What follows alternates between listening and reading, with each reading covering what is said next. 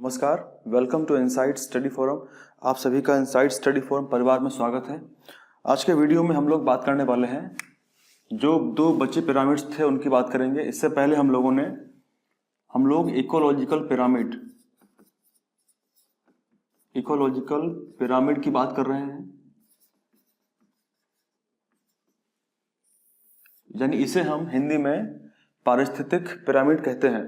ये 3 प्रकार के होते हैं और क्या होते हैं, कौन कौन सी विशेष बातें होती हैं, वो सारी हमने पिछले वीडियो में की हैं और तो उसकी लिंक आपको नीचे मिल जाएगी डिस्क्रिप्शन में, वहां से उसको आप देख सकते हैं।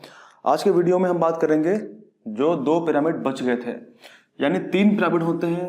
पहला पिरामिड था संख्या पिरामिड।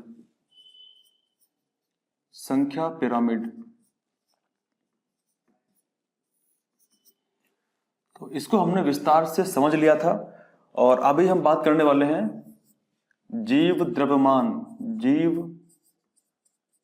द्रव्यमान पिरामिड के बारे में, और उसके बाद हम बात करेंगे ऊर्जा पिरामिड के बारे में। तो ये 2 पिरामिड आज हम डिस्कस करेंगे और इसी के साथ में ये चैप्टर जो आपका है फर्स्ट चैप्टर 4th सेमेस्टर में वो कंप्लीट हो जाता है। और ये कुछ चीजें बची हुई थी, लेकिन हाँ एक चीज अभी बची हुई है, डार्विनवाद। तो हो सकता है कि अगले वीडियो में हम उसको डार्विनवाद को डिस्कस करें। हो सकता है कि एक क्वेश्चन वहां से बन जाए, ठीक है, तो उसको भी हम डिस्कस कर लेंगे। चिंता की बात बिल्कुल नहीं है। संख्या पिरामिड हो चुका है। आप लोग कमेंट करके बताइए कि संख्या पिरामिड में जो आधार होता है, जो बेस होता है, वो क्या होता है। क्या उस पर उत्पादक होते हैं या उस आधार पर उपभोक्ता होते हैं? बताइए, आधार पर क्या होते हैं, उपभोक्ता या उत्पादक? तो आप लोग कमेंट तुरंत करके बताइए और कमेंट ये भी करिए कि क्या संख्या पिरामिड जो है वो उल्टा हो सकता है या सिर्फ सीधा ही होता है। तो हम लोग डिस्कस करते हैं संख्या पिरामिड के अलावा जो जीव द्रव्यमान पिरामिड क्या होता है।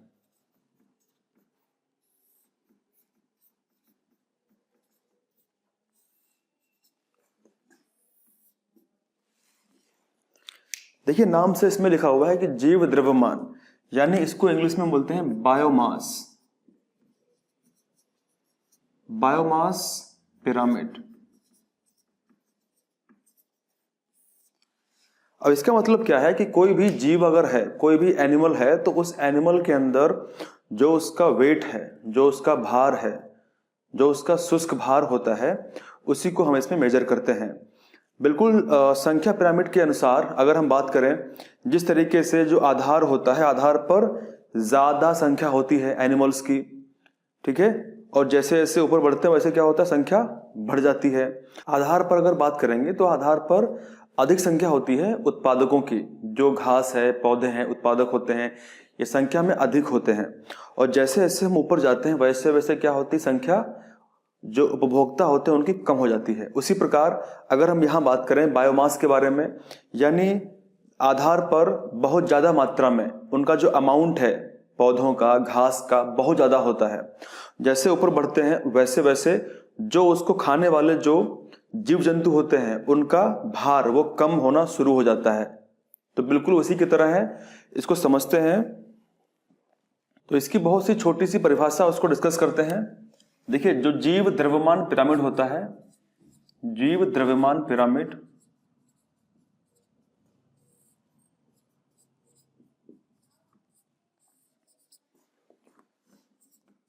विभिन्न स्तरों पर, मतलब अलग अलग ट्रॉपिक लेवल्स पर, विभिन्न स्तरों पर ऊर्जा का जीवित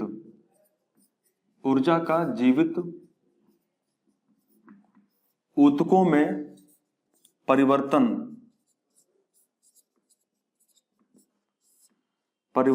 दर्शाता है। मतलब किस प्रकार, जैसे हम जानते हैं, जैसे मान लीजिए कोई घास है, घास क्या होते हैं, उत्पादक होते हैं। घास को जो व्यक्ति खाता है, जैसे मान लीजिए घास है, कहीं एक पर्टिकुलर एरिया में कोई जंगल है या कोई घास का मैदान है, वहां पे मान लीजिए कि 1 लाख केजी, 1 लाख किलो घास वहां पे अवेलेबल है, ठीक है। अब इस घास को खाने के लिए क्या 1 लाख केजी एनिमल्स होंगे? क्या 1 लाख केजी एनिमल्स होंगे घास को खाने के लिए? जाहिर सी बात है नहीं होंगे। इसका मतलब घास का जो वेट है, घास का जो मास है वो ज्यादा है, घास का ज्यादा वेट है। अब उसको घास को खाने के लिए जो एनिमल्स होंगे, जैसे मान लीजिए बकरी है या फिर जो भी और हैं जो एनिमल्स हैं, वो क्या होंगे? कम होंगे। तो मान लीजिए घास को खाने के लिए बकरी है, ठीक है, बकरी या हिरण है, तो हिरण का वेट कितना होगा? तो हमने मान लीजिए कि वहां पे अगर 10-20 हिरण है तो उनका हम मान लेते हैं एवरेज कि उनका 1000 केजी वेट होगा, ठीक है, उन 10-20 बकरियों का मैक्सिमम हम लोग मान चल रहे हैं, ठीक है। अब इसके बाद में क्या हुआ? इस बकरी को मान लीजिए किसी भेड़िया ने खा लिया, इस बकरी को किसी भेड़िया ने खा लिया, कंज्यूम कर लिया। अब क्या भेड़िया भी बकरी के इतने होंगे? तो जाहिर सी बात है कम होंगे। मान लीजिए भेड़िया वहां पे 4 थे, तो 4 भेड़ियों का जो वजन है मान लेते हैं कि वो लगभग 600 ग्राम क्या 600 किलो होगा, 600 किलो होगा, ठीक है। और उसके बाद में इस भेड़िया को खाने के लिए जो शेर होगा, जो लॉयन होगा, वो एक अकेला होगा, तो उसका वजन मान लेते हैं कि वो 200 ग्राम होगा, 200 किलो होगा, ठीक है, 200 केजी होगा। तो हमने क्या देखा कि आधार पर, यानी शुरुआत में जहां से इसकी शुरुआत हुई है वहां से सबसे ज्यादा बायोमास क्या था? घास का था। घास कितने थी? 1 लाख किलो थी, और ज्यादा हो सकती है। उस घास पर डिपेंड होने वाले जो बकरियां थी वो कम थी, तो उनका हमने वजन देखा कि वो 1000 किलोग्राम है। जैसे आगे बढ़े तो भेड़िया की संख्या कम हो गई, तो वहां पे वजन कितना है? 600 ग्राम है, 600 किलोग्राम है। और जैसे आगे हम बढ़े, लायन के पास पहुंचे, तो हमने देखा वहां पे उसका वेट कितना है? 200 किलोग्राम है। तो हमने क्या देखा कि आधार पर ज्यादा बायोमास है, और जैसे ऊपर की ओर बढ़े शीर्ष पर कम हो गया। यही है जीव द्रव्यमान पिरामिड। इसका मतलब क्या है? इसका सिंपल मतलब यह है कि जीव द्रव्यमान पिरामिड विभिन्न स्तरों पर, कई सारे ट्रॉपिक लेवल हो सकते हैं, एक से अधिक हो सकते हैं, उनमें जो जीवित टिश्यू हैं, जीवित ऊतक हैं, उनमें ऊर्जा किस तरीके से परिवर्तित होती है वो दिखाता है, वो दर्शाता है।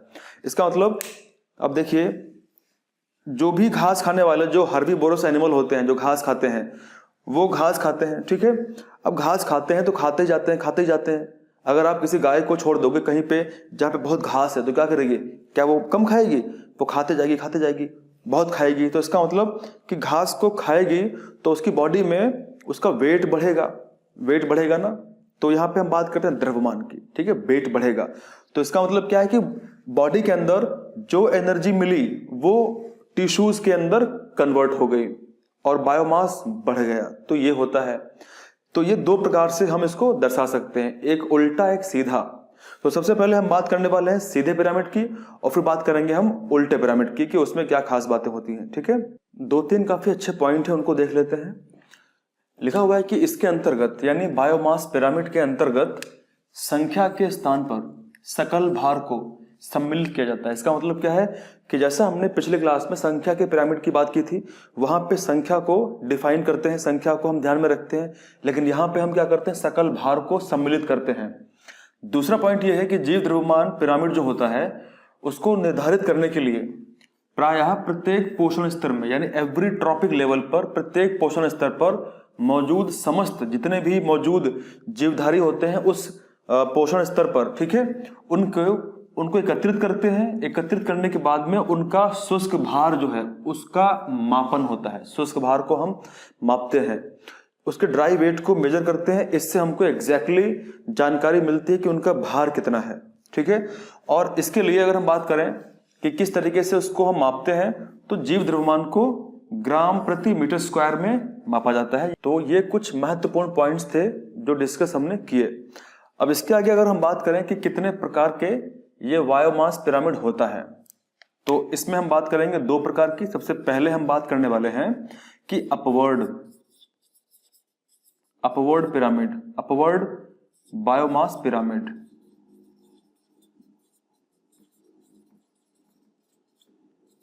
मतलब सीधा जीव द्रव्यमान पिरामिड, और दूसरा हमारा है इन्वर्टेड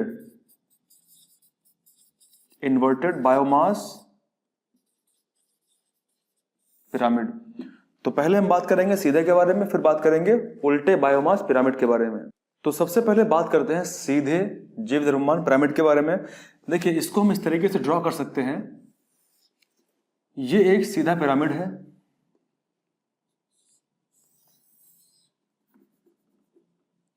और इस पिरामिड का जो आधार है, ये इसका आधार है, बेस इसका है ये। और बेस कैसा है इसका? है बड़ा है, बेस इसका बड़ा है। तो जैसे ऊपर जाएंगे, बेस के ऊपर जाएंगे हम, और हम पहुंचेंगे शीर्ष की ओर, तो हम ये मानते हैं कि आधार पर क्या होता है? आधार पर होते हैं उत्पादक।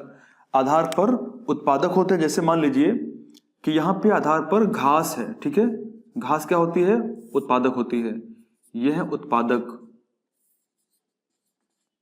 जिन्हें इंग्लिश में बोलते हैं प्रोड्यूसर। ये प्रोड्यूसर है, ठीक है। इसके ऊपर अगर हम जाएंगे तो हमको मिलेंगे घास को खाने वाले जो जंतु होते हैं। जैसे मान लीजिए कि घास को जो खाता है वो हिरण है, ठीक है। घास को हिरण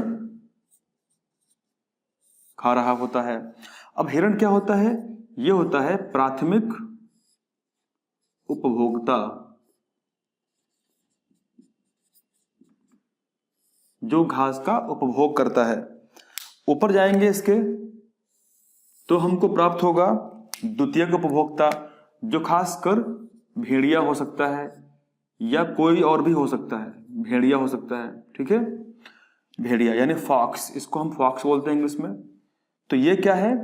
ये है द्वितीयक उपभोक्ता।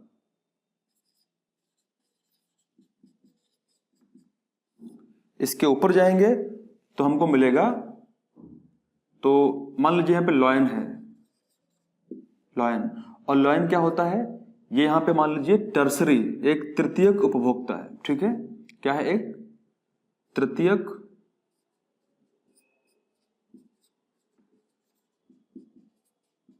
उपभोक्ता है। अब देखिए, जैसे हमने संख्या पिरामिड की बात की थी, तो यहां पे हमने देखा था कि नंबर्स में घास की संख्या बहुत ज्यादा थी। घास 1 लाख थी, ऊपर गए तो हमको थोड़े कम हिरण मिले। तो यहां पे हम बात करेंगे उसी आधार पर बायोमास की बात करेंगे। मान लीजिए जो बायोमास है वो कितना है? बायोमास यहां का हम मान लेते हैं कि वो लगभग 1 लाख किलो है। कितना है? 1 लाख किलो है। तो 1 लाख केजी यहां का भार है, इसका बायोमास है। यानी 1 लाख किलो एक पर्टिकुलर क्षेत्र में, एक निश्चित क्षेत्र में 1 लाख किलो घास उगी हुई है। इस घास को खाने वाले, यानी इस घास के ऊपर डिपेंड होने वाले जो हिरण हैं, जो हर्बीवोरस होते हैं। हिरण क्या होते हैं?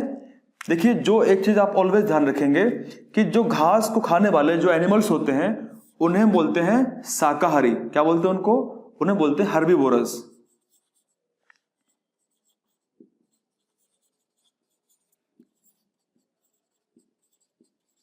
ये शाकाहारी होते हैं। और शाकाहारी जो एनिमल्स होते हैं वो ज्यादा खाते हैं, मतलब वो ज्यादा मात्रा में घास को, पत्तियों को खाते रहते हैं। इससे क्या होता है? उनका जो वेट होता है बॉडी का ज्यादा हो जाता है।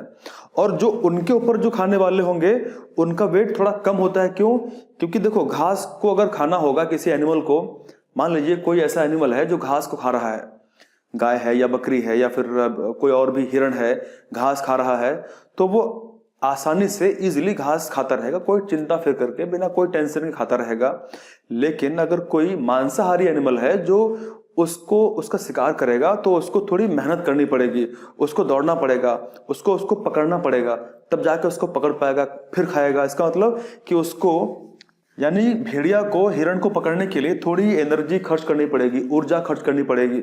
इसलिए इनका वेट कैसा होता है? कम होता है। इसका मतलब कि जितना ऊपर हम जाएंगे उनकी बॉडी में जो फैट है, फैट की जो मात्रा है थोड़ी सी कम होती रहेगी। और जैसे हम पहुंचेंगे लॉयन को, तो अगर लॉयन जो शेर होगा या जो चीता होगा, जो बेसिकली बाघ होता है, चीता नहीं, बाघ जो होगा, अगर वो शिकार करेगा भेड़िया का, तो उसको और ज्यादा मेहनत करनी पड़ेगी। इसीलिए क्या होता है? एक तो ये है कि भाई ज्यादा टिश्यू जो काम करते हैं, फैट बॉडी में स्टोर नहीं होता है। एक ये काम हो सकता है इजिली अगर हम समझें तो 1 लाख किलो घास थी, उसको खाने वाले जो हिरण थे उनका जो वेट है उन शाकाहारी हिरण का जो वेट है वो हम मान लेते हैं कि लगभग 1000 किलो होगा, ठीक है, क्योंकि एक पर्टिकुलर क्षेत्र में हिरण कम या ज्यादा हो सकते हैं। तो हम ये मानते हैं कि जो घास है, जितना घास का वेट है उससे तो कम ही होंगे हिरण, ठीक है। अब ऐसा नहीं है कि घास के वेट से ज्यादा, वो एक स्पेशल केस बन सकते हैं, लेकिन अमूमन आम तौर पर क्या होता है, जो घास के मैदान बड़े बड़े होते हैं, विशाल जंगल होते हैं, उनमें जो उनको खाने वाले जो लोग होते हैं बहुत कम होते हैं, उतने नहीं होते हैं। तो हम ये मान के चल रहे हैं कि 1,00,000 किलो घास को खाने वाले जो हिरण हैं उनका जो वेट है वो लगभग 1000 किलो हो सकता है। अब देखिए, हिरण को कौन खाएगा? भेड़िया खाएगा, क्योंकि भेड़िया जो है वो क्या करेगा, प्राथमिक उपभोक्ता का शिकार करेगा, खाएगा इसका। तो हमने माना कि भेड़िया कितने होंगे, क्या भेड़िया हिरण के बराबर होंगे? तो जाहिर सी बात है भेड़िया भी कम होंगे। तो हम ये मान के चल रहे हैं कि भेड़िया का जो वेट है वो लगभग 600-700 किलो होगा, यानी केवल 2-4 भेड़िया ही वहां पे आसपास हो सकते हैं। तो उनका हम ये मान चल रहे हैं कि लगभग 600-700 किलो वेट उनका हो सकता है। और जैसे ऊपर बढ़ेंगे हम तो हमको मिलेगा शेर, लॉयन मिलेगा। अब लॉयन वहां पे एक हो सकता है, तो लॉयन का जो वेट है वो क्या होगा, तो हम ये मान के चल रहे हैं लगभग 200 किलो इसका वेट हो सकता है। तो हमने क्या देखा, आधार पर, अभी हम आधार पे थे, आधार से जैसे ही हम शीर्ष की ओर बढ़ रहे हैं, जैसे ही शीर्ष की ओर बढ़ रहे हैं तो हम क्या देख रहे हैं कि शीर्ष पर बढ़ने पर जो जीव द्रव्यमान है उसमें कमी आती जा रही है, वो कम हो रहा है। और आधार पर क्या था, आधार पर जो जीव द्रव्यमान है वो सबसे ज्यादा है। क्या है? सबसे ज्यादा है, अधिक है। तो ये था हमारा सीधा पिरामिड, सीधा जीव द्रव्यमान पिरामिड। यहां पे आप लोग बिल्कुल एक चीज ध्यान रखेंगे कि आधार पर आधार बड़ा होता है और शीर्ष छोटा होता है। आधार कितना बड़ा है, शीर्ष कितना छोटा है। दूसरी बात यह है कि आधार पर जो जीव द्रव्यमान होता है, यानी आधार पर जो भी पौधे हैं, घास है, वो उनका वेट ज्यादा होता है। और जो ऊपर की ओर बढ़ेंगे तो जो ऊपर अंतिम उपभोक्ता होगा, यहाँ पे तृतीय उपभोक्ता है वो शेर है, उसका वेट कम होता है। तो आप लोग ध्यान रखेंगे कि जैसे ही हम आधार से ऊपर की ओर बढ़ते हैं वैसे क्या हो रहा है, जीव द्रव्यमान कम हो जाता है। लेकिन अगर हम बात करेंगे उल्टे की, क्योंकि ये जो जीव द्रव्यमान है ये उल्टा और सीधा दोनों हो सकता है। जैसे हमने पिछले वीडियो की बात की थी, लास्ट क्लास में हमने देखा था कि संख्या का पिरामिड जो था वो भी सीधा उल्टा हो सकता है। लेकिन आप ऑलवेज ध्यान रखेंगे, कभी भी जो एनर्जी का पिरामिड होगा, जो ऊर्जा का पिरामिड होगा, कभी भी वो उल्टा नहीं होता है, क्योंकि जो ऊर्जा होती है, एनर्जी, वो केवल एक ही डायरेक्शन में फ्लो होती है, इसीलिए वो हमेशा सीधा होता है। अगर आपसे क्वेश्चन पूछता है बहुविकल्पी में कि ऐसा कौन सा पिरामिड होता है जो कभी भी उल्टा नहीं हो सकता है, तो आप क्या आंसर करेंगे? ऊर्जा का पिरामिड कभी उल्टा नहीं हो सकता है। बाकी संख्या पिरामिड और जीव द्रव्यमान पिरामिड उल्टा हो सकता है। तो अगर हम जस्ट इस पिरामिड को उल्टा कर दें, यानी जो इसका आधार है इसको ऊपर कर दें और शीर्ष को नीचे कर दें, तो ये हमारा कैसा पिरामिड हो जाएगा? उल्टा हो जाएगा। अभी हम जिसकी बात कर रहे थे, अभी हम जिस पिरामिड की बात कर रहे थे, सीधा पिरामिड, ये कौन सा पिरामिड है? हम यहां पे बात कर रहे हैं कि घास, ये घास पोषण स्तर की हम बात कर रहे हैं, ठीक है। यानी ये हमारा ग्रासलैंड ट्रॉपिक लेवल है। यहां पे हमने घास से ही शुरुआत करी है, तो हम घास पोषण स्तर की बात कर रहे हैं। और जो उल्टा पिरामिड होता है वो ऑलवेज होता है एक्वाटिक। कैसा होता है? ऑलवेज एक्वाटिक, जलीय होता है। तो हम उसमें जल में बात करते हैं, ठीक है। यानी ये है टेरेस्ट्रियल, ये स्थल पे होता है। कहां पे होता है? ये स्थल पे होता है, स्थल। तो स्थल पे कैसा पिरामिड होता है? स्थल पे होता है सीधा पिरामिड। लेकिन जब हम बात करेंगे जल की, जलीय पिरामिड की, तो वहां पे हम बात करेंगे कि जीव द्रव्यमान पिरामिड उल्टा होता है। तो उसको देखते हैं। तो अब हम बात करते हैं उल्टा पिरामिड के बारे में कि उल्टा जीव द्रव्यमान पिरामिड कैसा होता है। तो जब भी हम बात करेंगे उल्टा पिरामिड की तो हम बात करेंगे जलीय परितंत्र की, ठीक है। तो हम जलीय परितंत्र की बात करेंगे, यानी एक्वाटिक इकोसिस्टम।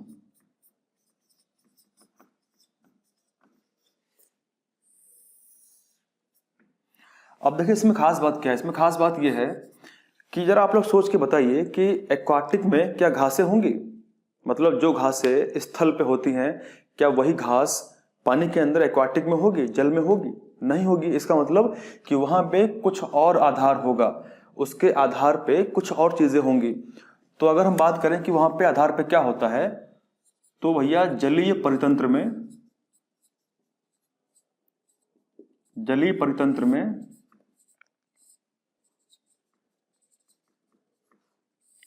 आधार पर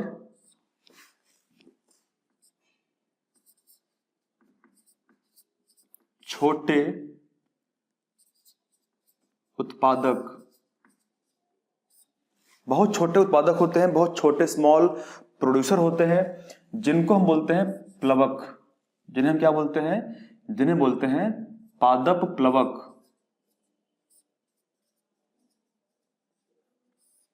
जिनको पादप प्लवक बोलते हैं, यानी इंग्लिश में इसको बोलते हैं फाइटोप्लैंक्टन।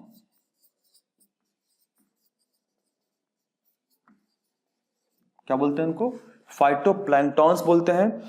ये इतने सूक्ष्म पौधे टाइप के होते हैं जो पानी के अंदर जल्दी मात्रा में ग्रोथ करते हैं। इसमें खास बात क्या होती है कि जितने भी पादप प्लवक होते हैं ये अत्यंत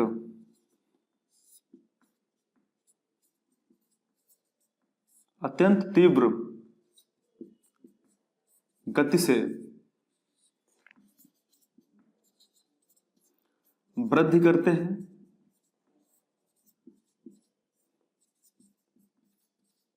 और जनन करते हैं। जैसे मान लीजिए एग्जाम्पल लेके समझते हैं। मान लीजिए एक कोई खेत है, इस खेत के अंदर की कोई खेत है, ठीक है। मान लीजिए खेत 1 बीघे का खेत है, इसका 1 बीघा खेत है, ये किसी व्यक्ति का है। और इस खेत के अंदर जो घास उगी हुई है, ठीक है, जो घास उगी हुई है, ये घास उगी हुई है इसके अंदर। अब जरा एक आप क्वेश्चन बताइए कि अगर कोई जानवर आकर के इस घास को खा जाता है तो क्या ये घास कुछ ही घंटों के अंदर फिर से उत्पन्न हो जाएगी या कुछ ही मिनट्स के अंदर फिर से उत्पन्न हो जाएगी? नहीं हो पाएगी, क्योंकि घास को उगने के लिए समय चाहिए। यानी इस घास को ग्रोथ करने के लिए कम से कम 8 या 10 दिन चाहिए, तब फिर से वो बड़ी होगी। लेकिन जब हम बात करते हैं समुद्र में, जब हम बात करते हैं एक्वाटिक जल के अंदर हम बात करते हैं, तो वहां पे जो पादप प्लवक होते हैं, फाइटोप्लैंक्टन्स होते हैं, ये ऐसे सूक्ष्म जीव होते हैं, पौधों के प्रकार होते हैं जो अत्यंत तीव्र गति से वृद्धि करते हैं, बहुत ज्यादा मात्रा में ग्रोथ करते हैं। इसका मतलब कि इनको खाने वाले जो जीव जंतु होंगे, बड़े बड़े जो शाकाहारी होंगे, इनको खाने वाले, वो जितना खाएंगे उतना ही ये ग्रोथ करेंगे। मतलब ये है कि इनकी कमी एक्वाटिक लाइफ के अंदर, जलीय जीवन के अंदर नहीं होती है। ये बहुत तीव्र गति से वृद्धि करते हैं और ये संख्या अपनी लगातार बढ़ाते रहते हैं। तो इन पर जो भी डिपेंड करने वाले जीव होते हैं वो क्या होते हैं? वो लगातार खाते रहते हैं, तो कमी इनकी नहीं पड़ती है।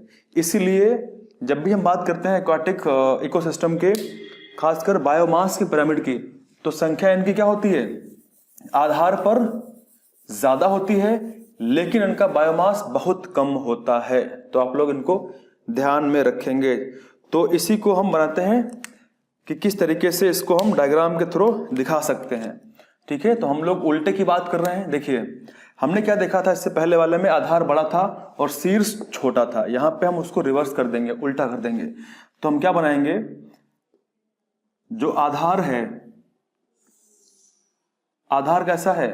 छोटा है। और शीर्ष कैसा है? बड़ा है। शीर्ष जो है वो बड़ा है और आधार कैसा है? छोटा है। अब देखिए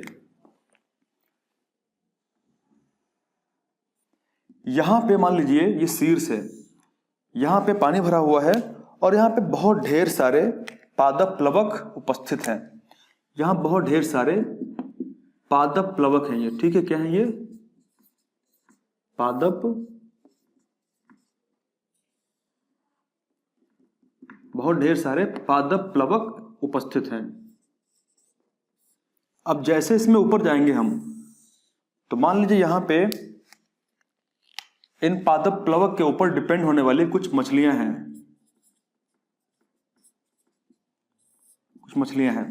वो क्या करेंगी, मछलियां इनको खाएंगी, इन्हें कंज्यूम करेंगी। और जाहिर सी बात है ये इतने छोटे होते हैं कि इनका वेट बहुत कम होता है। इनका जो भार है, इनका जो भार होगा, जो इनका वेट होगा, वो मान लेते हैं कि केवल कितना होगा, केवल वो 10 किलोग्राम होंगे। ये बहुत कम होंगे, इससे भी बहुत कम होंगे। ठीक है, एक बड़े लेवल पे, बहुत बड़े क्षेत्र में ये बहुत कम होंगे। इनका वेट होंगे ज्यादा, परंतु इनका वेट बहुत कम होगा। कितना वेट, 10 किलोग्राम होगा। ठीक है, अब जो मछली इन्हें खा रही है कैसी होगी, ये शाकाहारी होगी। शाकाहारी मछली का वेट कितना होगा, क्या 10 किलोग्राम होगा, नहीं। इनका वेट जो है वो, क्योंकि बहुत सारी मछलियां होंगी तो इनका वेट अमूमन मान लीजिए कि 100 किलो होगा। ठीक है, अब इस शाकाहारी मछली जो ये है, ये किसी का शिकार बनेगी, तो ये शिकार किसका बनेगी, एक बड़ी मछली का। इसको कोई बड़ी मछली खा जाएगी, जैसे शार्क है, शार्क वगैरह खा जाएगी। अब शार्क मछली, कोई बड़ी मछली इसे खाएगी, तो शार्क का वेट कितना होता है, शार्क का वेट बहुत ज्यादा होता है। कितना होता है, लगभग मान लीजिए कि शार्क का वेट अमूमन एन एवरेज 1000 किलोग्राम होता है, या उससे ज्यादा हो सकता है। हम यहाँ पे केवल एवरेज मान के चल रहे हैं। अब यहाँ पे आप लोग देखिए कि यहाँ पे जो सबसे बड़ी बात यह है कि आधार, इसका आधार पे उत्पादक थे। ठीक है, ये पादप प्लवक उत्पादक होते हैं, ये आधार पे थे। कितने थे, 10 किलो थे, बहुत सारे क्षेत्र में 10 किलो थे। इनके ऊपर डिपेंड होने वाली जो मछलियां थी वो कितनी थी, 100 किलो थी। और इनके ऊपर जो डिपेंड होने वाली बड़ी मछलियां थी वो कितनी थी, 1000 किलोग्राम उसका वेट है। इसका मतलब क्या हो रहा है कि भाई वेट लगातार बढ़ रहा है। क्या हो रहा है, वेट बढ़ रहा है।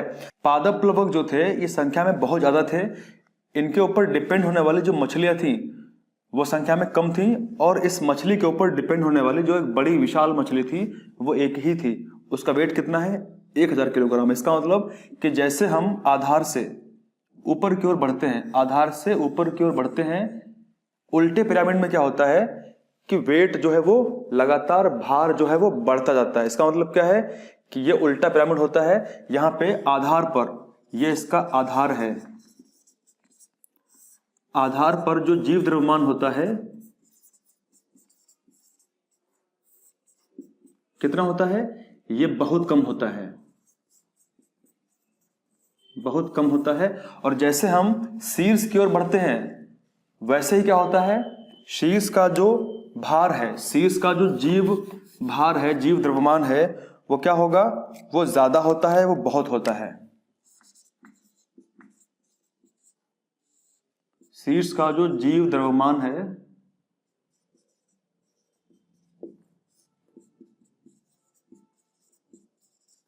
अधिक होता है। यही हमारा है उल्टा जीव द्रव्यमान पिरामिड।